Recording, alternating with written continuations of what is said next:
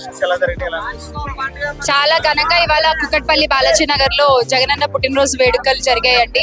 ఇక్కడ వెంకటరెడ్డి అన్న చాలా ఘనంగా వాటిని ఏర్పాటు చేశారు. బాలాజీ నగర్ వాసులందరూ కూడా చేయి కలిపి చాలా గొప్పగా వాళ్ళ ప్రేమని, జగనన్నపై వాళ్ళకున్న ప్రేమని వాళ్ళు తెలియజేయడం జరిగింది. ఇక్కడ కాలనీ వాసులందరూ కూడా చాలా చక్కగా జగనన్నకి అభిమానంగా ఆయన మళ్ళీ సీఎం అవ్వాలి అని మనస్ఫూర్తిగా కోరుకుంటూ ఆశీస్సులు అందించారు.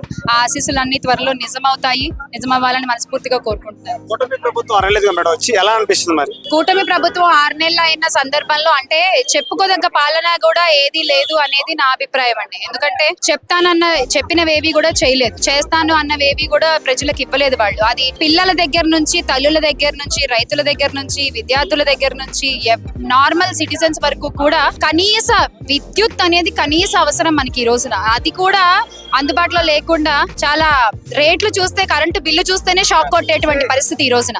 సో అలా చేస్తున్నారు కూటమి ప్రభుత్వం అనేది నా అభిప్రాయం. పవన్ కళ్యాణ్ గురించి ఏం చెప్తారు మేడం? డిప్యూటీ సీఎం గారు సీజ్ చేయాల్సిన ప్రాబ్లమ్స్ చాలా ఉన్నాయి.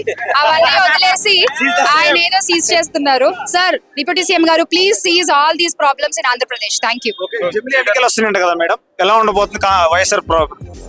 జమిలీ ఎన్నికలు వచ్చినా, ఏ ఎన్నికలు వచ్చినా మా అధినేత వైఎస్ జగన్మోహన్ రెడ్డి గారి ఆధ్వర్యంలో ఆయన ఆలోచనల మేరకు, ఆయన ప్రణాళిక మేరకు పార్టీ అంతా కూడా కట్టుబడి, పార్టీని అభిమానించే వాళ్ళందరూ కూడా కట్టుబడి ముందుకెళ్ళడం జరుగుతుంది. జగన్ అన్న అనేది ఒక ఎమోషన్ అండి.